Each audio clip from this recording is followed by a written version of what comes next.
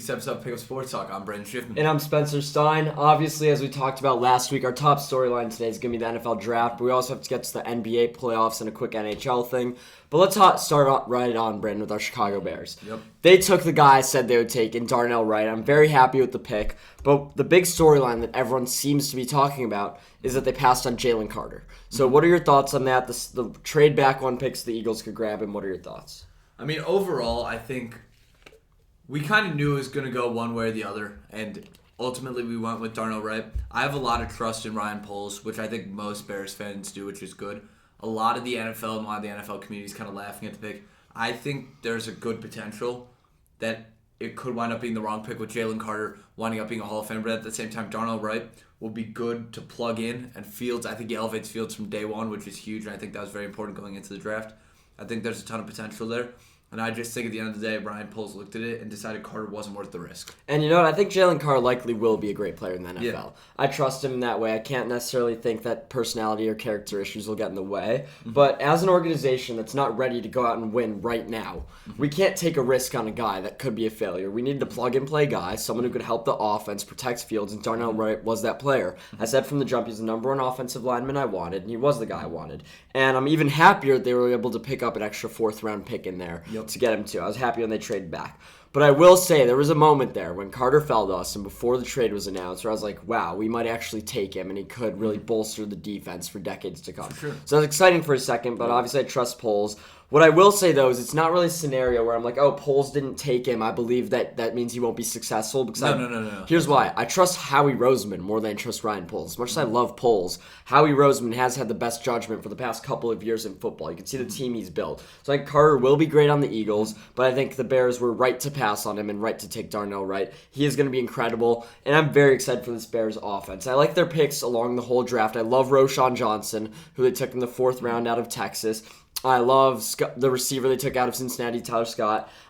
Everyone they took in the late rounds looks like they have a lot of potential. I really like every pick besides the two defensive tackles. They took Gervon Dexter and Zach, I'm blanking on his name, Pickens from South Carolina in the second and early third round. I just think those two guys, yes, it's smart that they have to fill that position. They took two high-ceiling players. One could fill it, hopefully. But neither of them, I think they were both taken above where they should have been. They were ranked much higher back than everything I saw. I mean, in my eyes, that's a part of being kind of a rebuilding team is you got to take some risks on some guys with high ceilings. And in my eyes, at least one of the two of them, if not both of them, wind up being the guy we need to fill that hole, which was such a big hole for us last year. I think the biggest thing with those two picks was positional value. I mean, you'd hope, but also taking two guys the same position is a little, overkill. But I do like that. Then it gives room for hopefully one of them to break out. And I was talking about this with a friend that I don't think the Bears had anyone necessarily better to take there, but what I would have done personally or would have liked was a trade back or Ford. If they trade Ford 4 picks, they get Keanu Benton out of Wisconsin. Absolute beast of a defensive tackle. I really, really wanted that guy going into day 2. He would have been huge. We wouldn't have needed to take 2 guys. We could have traded probably both those picks to move up 5 slots and take Benton out of Wisconsin, which would have been huge. But other than those 2 picks, love the Bears draft. Love Tyreek Stevenson out of Miami. He's going to be a plug-and-play as well, I think. He'll develop. He's not necessarily as pro-ready as Darnell Wright, but he will be starting on the defense as soon as possible. But I really love how the offense is built right on paper. And the whole offensive line's built out from Wright, Braxton Jones, Tevin, Whitehair will probably be starting, and Nate Davis, who we signed. We have the wide receiver weapons ready in Claypool, Mooney, and DJ Moore. The running back game is there. So now we've really put Justin Fields in a position where he can compete for the MVP award this year and can really prove that he's our guy of the future. So I love this Bears draft in terms of filling positional needs. Yeah, and just really quick with 2 picks, I really wanted to shout out Roschon Johnson, Texas Longhorn. I mean, I've kind of had a close eye on Texas this year. And a lot of people have been telling me, I mean, you can watch it on the screen too, but when you see Roschon Johnson, imagine if he wasn't behind Bijan. Yeah. A lot of people are saying he's a top 10 running back yeah. in college football. Oh, yeah. He will be our running back in the future. I genuinely believe that. The other guy, Noah Sewell, you picked him to be a Heisman sleeper in the offseason. He obviously battled through a lot of injuries this year. Was looking to be a second-round pick. Kind of lost some draft buzz because of injuries. Be on the lookout for him once he completely heals up. I think the Bears will get him right. We'll have a nasty linebacker core of the future. Yeah, it's always nice when they could take a guy in the late rounds who I've actually heard of, so I do love that Sewell pick. But going to like the 7th round even, Travis Bell. No idea who that is, but I heard Poles picked him out of character, so I love the way he's definitely doing that. Yep. I hinted about the Eagles taking Jalen Carter. We both like that pick a lot for them. They're in a position where they can take a risk on him, and I believe they can develop him. But here's what I want to talk about. They also took Nolan Smith, maybe the best value of any pick in the entire draft at 30. They got Keely Ringo, round 4. I thought he was going to be a second-round pick. 3 Georgia players. In addition to last year, they had Nakobe Dean and they had Jordan Davis. And by the way, they just traded for DeAndre Swift. And they signed Eli Ricks, so undrafted. This draft was actually absurd for the Eagles. Did they win the NFL draft? And what do you think about this drafting only Georgia player strategy? I mean, in my eyes, I think that a lot of people are saying they won the draft. I think they're definitely up there. Like, guaranteed. A lot of opinions going around right now. Also, I feel like it's hard to say a team who's coming off the Super Bowl won the draft because there are a lot of teams who might have filled a lot of positions who are looking better for next year. Like the difference between where they were last year. You know, I mean, the Houston Texans had the best haul because they got Will Anderson and C.J. Stroud. But we're looking at value draft. It had to be the Eagles by far. 3 players they picked way undervalued in this draft, all of potential, and they're in a position to go and plug and play now and win games for the Eagles. I think they had one of the best drafts. There's 2 teams I like slightly more, but I do love the strategy of picking players proven in college out of a system that they know they could trust. This pipeline down to Georgia for the Eagles is definitely working out. I was going to say that defense is scary. A lot of great guys there. I really liked, I know they signed Eli Ricks. A lot of people thought he was going to get drafted. Top 10 pick. A lot of things went into that where he kind of fell to undrafted. I think that's another guy where they saw some issues with him, but they're betting on themselves to develop him and turn him into the player we once thought he was going to be. For sure. But 2 teams I want to hint on that I thought had a better draft than the Eagles are right there. Number 1, Seattle Seahawks. Yep. I absolutely loved their draft. Amazing draft. I think even though they had the 5 and 20 pick, they might have come away with the second most value of any team, probably behind the Houston Texans. Devin Witherspoon was a player I loved. I told you guys I loved Christian Gonzalez. I thought he might have been the most all-around good corner. Yep. But Witherspoon plays with a certain way, he just wants to hit everyone on the field. He wants to force fumbles. He's a gritty player.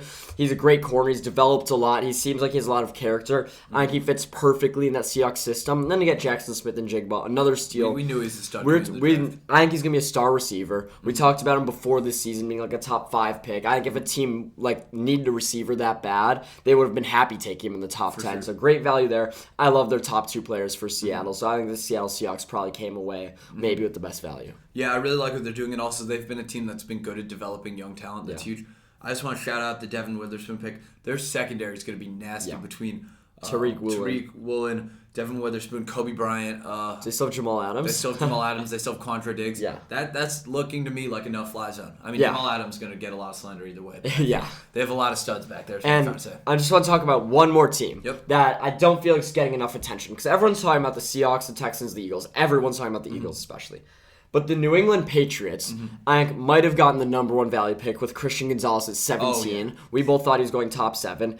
Keon White out of Georgia Tech, who they got in the 2nd round, looks like he could lead all rookies in sacks. I truly think that's a sleeper pick they could do. Marte Mapu.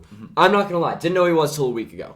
But he went to Sacramento State, who was really good in the FCS, and he basically played every position there. He's an incredibly athletic linebacker, safety, all of that. He's just such an athlete, and you put him in a system that Belichick has with a good, proven franchise, and I think it turned him into an absolute star. I genuinely believe that. Throwing Keyshawn Boot out of LSU, who we both thought would be a good player. Demario Douglas out of Liberty. I talked about him earlier this season for no reason, and somehow he fell into the Patriots' lap as well. I'm not saying he's going to be great. He was a 6th-round receiver, but I really liked what he was doing at Liberty, so that could be good. So the Patriots, just when I was deconstructing the draft, they had the most players that I looked to before the draft and liked. I'm not a scout. I don't necessarily know anything, but the New England Patriots had a draft that I specifically myself liked a lot of the players they got and really liked the value of their first-round pick. Another team I wanted to shout out really quick. Not the sexiest draft by any means, but filled a lot of needs, got a lot of studs. Pittsburgh Steelers. Broderick Jones, Joey Porter Jr., Darnell Washington, Keanu Benson, like you said. Just a lot of great, solid guys who are going to impact them for years to come. I think that was a good draft for them. They're trying to build something up. out there in Pittsburgh, which I respect a lot. And before we get to the questionable and maybe worst drafts, I want to talk about maybe what the biggest storyline was, and that's the quarterbacks. The biggest, we could talk all we want about value in the late rounds, but what's really going to matter the most out of this draft is Bryce Young won at the Panthers, which we talked about, but the Texans took C.J. Stroud, which we didn't expect. And Will Anderson. The Colts took Anthony Richardson when we thought they'd take Levis. Then Levis proceeded to fall to 33 to the Titans. So let's start with the Texans, Brandon. Good pick, C.J. Stroud? I mean, I came on here a week ago and said, I think that they should take Stroud. I think there was a lot of buzz. We knew there was a lot of buzz around Stroud because it's probably that the Texans might have been a little unsure about it. I think this pick will wind up going well for them. They're still ways away from their full form, obviously, but I'm trusting the fact that they think that they have their guy, if that makes sense. I don't think they would have taken him had they not had confidence in him. Yeah, I'm going to pretty much disagree with everything you just said.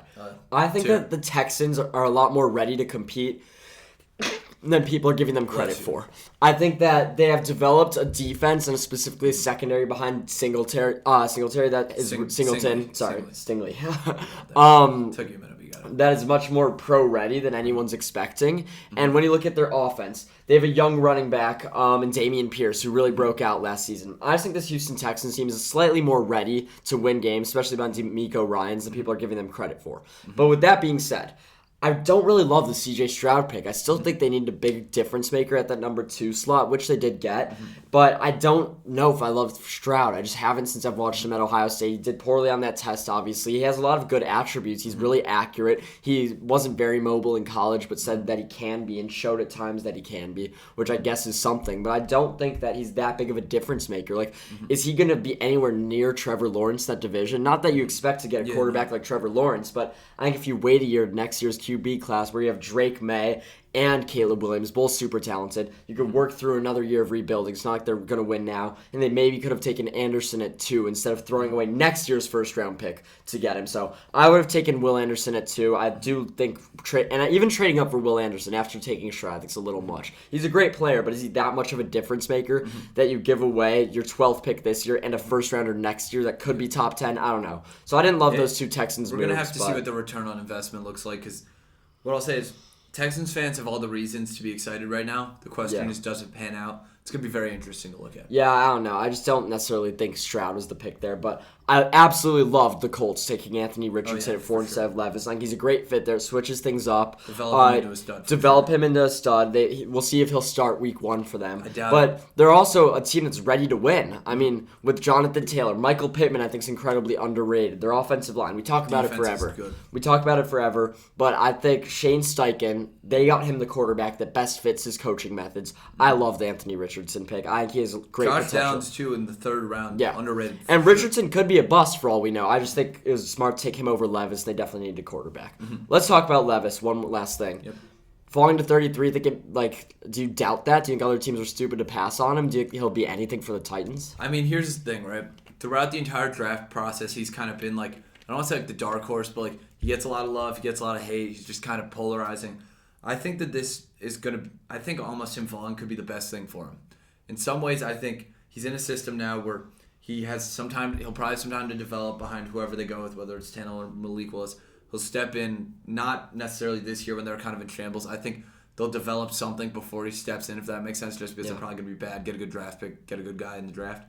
I think he could turn out to be something pretty good for Tennessee. With that being said, I think if he went earlier to a team who needed him day one, it might not have panned out. For example, if he went to the Texans at 2, I think he would have been like an absolute dumpster fire of a quarterback, just because they don't have enough going on there for a guy like him who's a project quarterback to be good from day one. I mean, I actually think as a whole, this quarterback class can disappoint. I think That's Will a hot Levis. take. I know. I think it's a weaker class than if you compare these guys to prospects in past years or even future years. Like Drake May and Caleb would go 1-2 in this draft. Probably ahead of Bryce Young. So when I'm looking at Levis, I've said for a few weeks he's going to be a bust. I think he's probably just going to sit in Tennessee for a while. I don't think they like Malik Willis there. So I think when it's time to move on from Tannehill, which will be after this season, it's probably going to be Levis, not Malik Willis. But just so crowded there. I feel like that team doesn't have an identity beyond Derrick Henry, who might be going. I feel like they're heading in the direction of like a failed try and like retool when they need a full rebuild. And I don't think the guy to do that behind Levis. Talking about the other guys, I think Anthony Richardson's in a great position to succeed, but there's so many question marks about him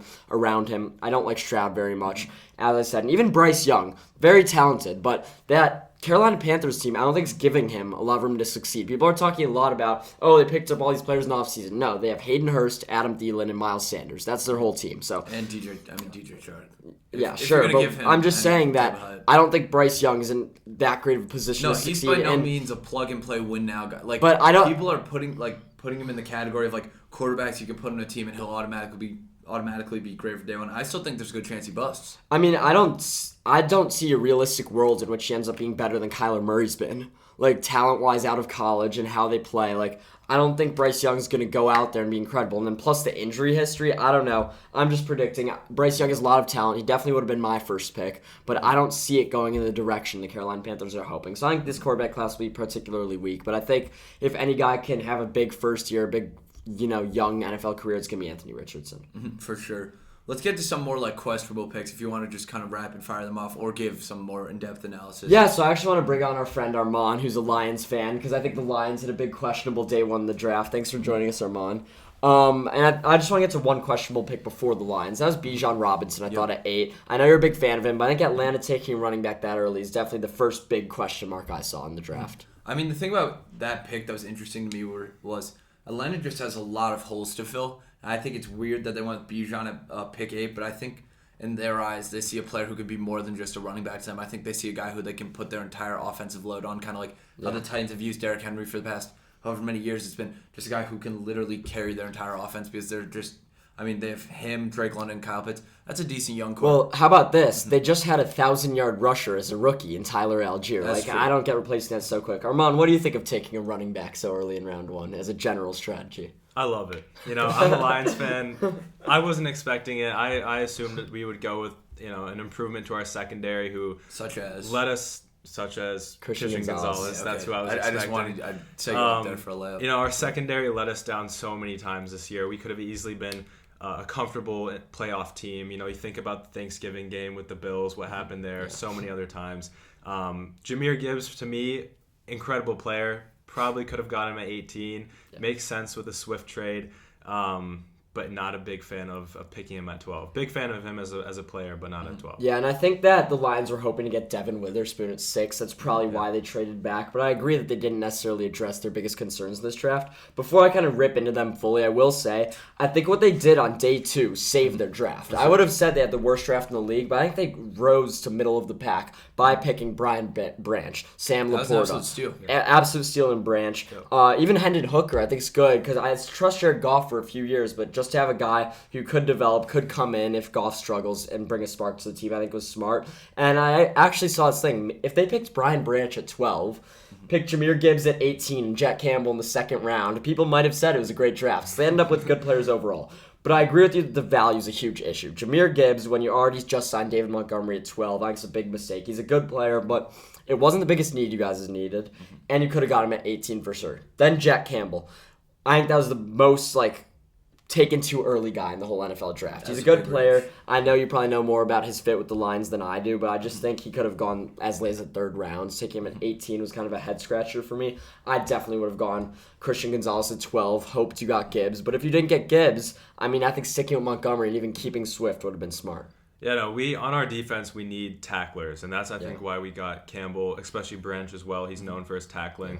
Again, that's what let us down. Not only covering people, but also tackling. We need a big linebacker, speedy, he can tackle. We re-signed Anzalone, of course. Yeah. We drafted Malcolm Rodriguez last year, who was a huge addition. Super underrated. Super underrated. He was a starter. Last year, I was just looking at our draft picks. We had 5 starters from that draft. So I trust in Brad Holmes. It's questionable, but I think, as he said, he doesn't draft scared. We don't play scared. He said he didn't think Gibbs would be there at 18 exactly, maybe, so I guess that makes sense. But just one more thing about Gibbs. Sure. Would you have rather had that 12th pick go towards a player like Christian Gonzalez, gone towards even an edge rusher like Lucas Van Ness, and kept Swift, or gotten that 4th pick you got from the trade and put him with Gibbs? I don't know. I think I'd rather have the 12th overall pick with a guy like Swift, who, yes, he's injury prone. Yes, he hasn't been great, but has talent, paired with David Montgomery, or a 4th round pick they got from the Swift trade with Jahmyr Gibbs. That's a good question. I think what we did was right. I think that Jahmyr Gibbs really complements David Montgomery. Yeah. He's similar Kind to of like a thunder and lightning. Yeah, exactly. He's similar to Alvin Kamara. He's not the guy who you're going to give the ball to on the 1 yard line. He's the one on 3rd and short, 3rd and long, who you might pass it to. So I think it was time for Swift to go. Him and Hawkinson, it was good that we got rid of him last year. But Swift, it was time for him to go. He was, getting injured too much. We would have to pay him after this year, and it was just time to let him go. And I'm actually going on a limb and say I think Swift's going to not be too great in the Eagles. I think Jahmyr Gibbs going to be great. I think he might be just as good as Bijan in the NFL. I just do agree it's a reach. I don't know. I really quickly want to ask about Sam Laporta. So he was taken one pick ahead of, at least in my eyes, the surefire tight end one in this draft, Michael Mayer, who wound up falling to Las Vegas. Do you think that was a fit thing, or because I know you made a joke earlier about how Detroit loves Iowa tight ends. Do you think it was about that, or do you think it was just what Brad Holmes' vision was and who he saw as a fit on his team? I think it's a little bit of both. I think that when it comes to tight end scouting, I think that we pay a lot of attention to it. Obviously, we know Dan Campbell was a tight end himself. He started his coaching career as a tight end coach. So I think that pick was surely had to be intentional. Again, even after this questionable draft, I have all my trust in the guys in Detroit. Be completely unbiased when I ask you this question. Do you expect the Detroit Lions to win the NFC North? I do. I think it's an expectation. Okay. I was thinking about this yesterday. I think our floor is 8-9. Our ceiling is 12-5. I think realistically, we fall in the middle, 10-7. We win the division, and I think the expectation this year is a playoff game, and the goal should be to win one. I'm going to tell you this. I think the Detroit Lions have a great chance to win the division. They're the best team on paper, but it's really about will they ride the high of last year into being more successful, or will they be too overhyped and fail? And I think they could underachieve expectations. I think our Chicago Bears, as good as they are on paper, are not ready to win anything. Like a team to watch, the Minnesota Vikings. They were great last season, at least in the regular season. I know their point differential wasn't great, but they found a way to win games. And their biggest loss, I thought, or at least on offense, was Adam Thielen. They just picked Jordan Addison to replace him. So I think the Minnesota Vikings are actually still my pick, but I do think the Lions are in a position to take command of the NFC North for the next couple of years, for the first time maybe in my lifetime. So I think the Lions do have a good chance. Yeah, no, I hope so. I think getting Aaron Rodgers out of the North was a big thing for us. Even though Jared Goff did want him to stay in the North because he said something like he didn't mind, sweeping him again. And do you think Hendon Hooker, do you think he's the future? Okay. Yeah, I don't know if he's the future. I think we needed a backup. Like our backup is Tim Boyle. And we know how that's gone in the past. So he reminds me of Teddy Bridgewater a little bit. He's a little old. He's got the knee problem. But, if something happens to Goff, I feel pretty confident in Hendon Hooker. He can run the system. There are plenty of guys around him. We have Jameson Williams coming back after the 6-game suspension. We have weapons on the offense. So if something does happen to Goff, I still feel very confident in the offense. And I could see Hendon potentially being one of those guys who comes in at some point and just kind of gets hot and never quite loses that. Winds up the starter for quite a few years. Like you said, Teddy Bridgewater, it's a good example. A guy who played his way into a starting job for the majority of his career. I think that could be after he lost his original starting job due to injury, at least. But yeah, I agree that Hooker could be good. I don't know. I think the Lions have great potential. They filled a lot of needs. I agree with you. But the Jahmyr Gibbs pick is something you'll never get around, picking Arby's that early, and that includes with Bijan Robinson, the Falcons. Yeah. Well, we'll just have to see what happens. Yeah, we will. Thank you for joining us, Armand. Sure. Hopefully we'll get some Lions updates later in the year. Yeah. Before we finish out, Brent, let's get to the NBA playoffs real quick. They have been pretty interesting. Kings-Warriors Game 7 is going on right now. We won't necessarily predict that, but I wanted to ask you this. Which team do you think provides a bigger threat to the Lakers? Do you think both these teams beat the Lakers, both lose 1-1? What do you think? I mean, I think Golden State, LA is the series that everyone wants to watch just because LeBron Curry. Obviously, I think that would probably be the better series in the sense I think the Warriors would probably win that, but I think it'd be a more entertaining series overall. I think the Lakers would take Sacramento to 7. I think there's potential for the Lakers to win that, which is crazy because there's a point in the season when we were like, the Lakers aren't going to make the playoffs. They're a trash team. They've completely just beat that narrative, if that makes sense. But yeah, if I had to say, I'd say the Lakers probably beat Sacramento. However, they'd lose to Golden State. So these three teams, I think, are pretty equally matched. All great series. And I've been able to separate my fandom of the Lakers and how much I hate Golden State to root for Golden State because I need to see that Curry versus LeBron one more time.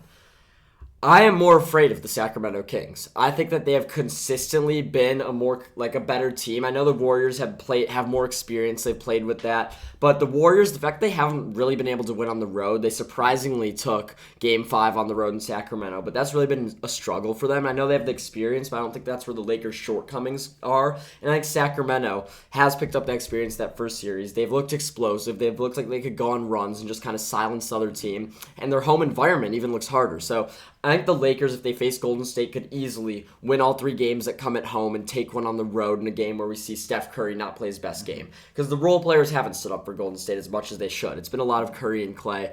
Wiggins has been up and down. Jordan Poole hasn't been that much. Draymond Green's had his issues, as you've seen, even though he came back and dropped 20. So I think Golden State, the fact they're more up and down and can't win on the road, provides an easier matchup for the Lakers as opposed to Sacramento, who has really looked like they're just going to come out firing and bring their all every single night. But I will say, going into the playoffs, I would have never thought I'd say that, because I'd say, hey, Golden State has that championship DNA that Sacramento doesn't. But I am rooting to see Golden State for both reasons. So I think the Lakers, I doubt, though, they win either series. Hate to say it. I'm a Laker fan. I didn't think they'd beat Memphis. They're a great team, but when push comes to shove, I think Sacramento and Golden State are slightly better.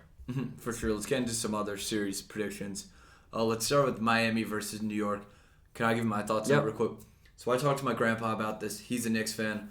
He said, who do you think's going to win? And in my head, I think it could really go either way. Because on the one hand, you have the Heat, who seem to be led by the best player in basketball right now, which is Jimmy Butler. Yes. I know I'm saying that. That might sound crazy, but it's the truth right now. Him and Jokic. No one's playing to Jimmy's level. Even Jokic, it's close, but I think Jimmy's Jamal Murray actually seems like he's been the best player on Denver. At least he was in Game 1. Mm-hmm.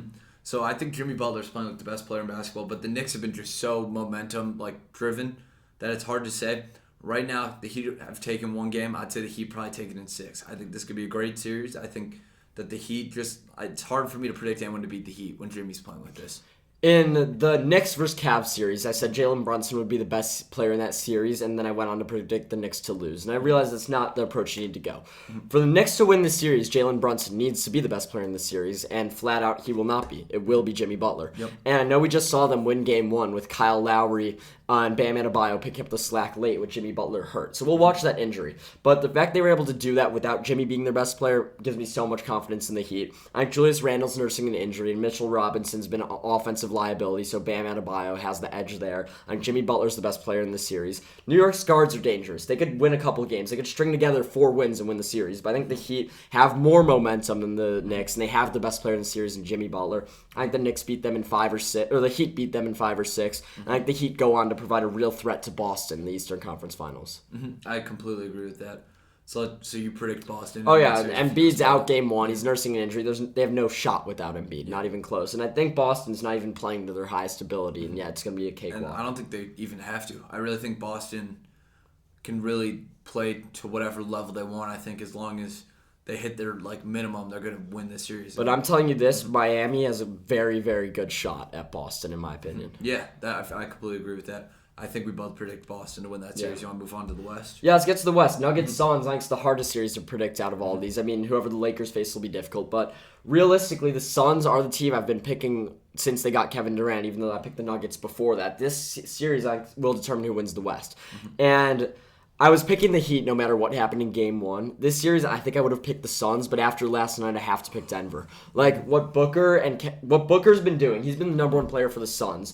Doesn't seem like it's enough for them to win. They're going to need Kevin Durant to step up and play like he has in previous years to win the series. They're going to need that Kevin Durant plus a Booker that's scoring 30 a game, and I don't think they have that. And when I'm looking at Denver, with Nikola Jokic, really actually underrated. He's a 2-time MVP. People ask Kevin Durant, were you not expecting all this out of the Nuggets? And he was like, no, of course we expected. He's the 2-time MVP. Yep. And then Jamal Murray's coming out and playing like he did in the bubble. I don't think the Suns have a shot unless Kevin Durant plays that ability, as long as Jamal Murray's still playing how he is. And Jamal Murray could regress in the series. I doubt it, but he could. But as long as Jamal Murray's playing the way he is, and Nikola Jokic is playing like a 2-time MVP, the Suns would need Kevin Durant to go berserk to win the series, and I don't think that happens. So I'm taking the Nuggets. I was going to say, this series is super hard to predict, because on the one hand, we've both been so high on the Nuggets all year, and now suddenly it just feels so high on the Suns all year, and now suddenly it feels like the tide's changing. I still think Phoenix could win this, but it's going to take a lot more, like you said. I think Denver has the right to be favored right now, especially after taking Game 1. But I still have some hope for Phoenix, maybe in 7. Yeah, I don't know. I think it's Nuggets series. They look like the better team. I feel like the hype train caught up to us in the Suns. But I really do want to see Lakers, Celtics in the finals, something like that. And I want to see KD either versus Steph or LeBron, which is a high possibility. So we'll see what happens there in the NBA. But huge storyline we haven't really talked about. The Bucks got eliminated by the Heat in 5. I said that was the series most likely for a sweep, and the Bucks actually lost it. Yes, a lot of that was to Giannis' injury, and we see going viral everywhere. Giannis saying season wasn't a failure. He had a big rant about it, about how Michael Jordan lost 9 times and how it's a stepping stone to success. I disagree with him. Do you? I mean, to an extent, I think also he was using that argument to his advantage in a kind of out of context situation. Yeah. He's basically saying oh, Michael Jordan didn't win the finals however many years of his career. It doesn't mean. And I bet Michael Jordan, by the way, called those seasons failures. Yeah, I was gonna say Michael Jordan probably called those season failures. Also, Michael Jordan didn't get beat by an 8 seed. Yeah. I don't think in his career at any point. I could be so wrong about that. And No, you're right. You're right. Okay, thank you. So Michael Jordan did not get beat by an 8 seed in his career. Confirmed. So, yeah, I mean, I'd say the season's a failure. With that being said, my mom actually asked me, do you think Milwaukee's going to blow it up? Absolutely not. They're not going to blow it up. But this is definitely something that they need to look at and motivate them into next year. Well, they're not going to blow it up. They definitely need more role players. Besides Middleton, who wasn't the same guy this season. Drew Holiday was great, but you're seeing Grayson Allen have the ball at 3 seconds with the game on the line. That can't be happening. Yeah, that was horrible. They need someone different there. Definitely a failure though. I had them win the NBA Finals since last June. Definitely a failure to lose in round 1. Middleton really underwhelmed me, so I think this season Middleton came back from an injury I know, still. a month and a half. Still. That's fair. And Giannis, it really made me think of this. I'm going to throw this out there.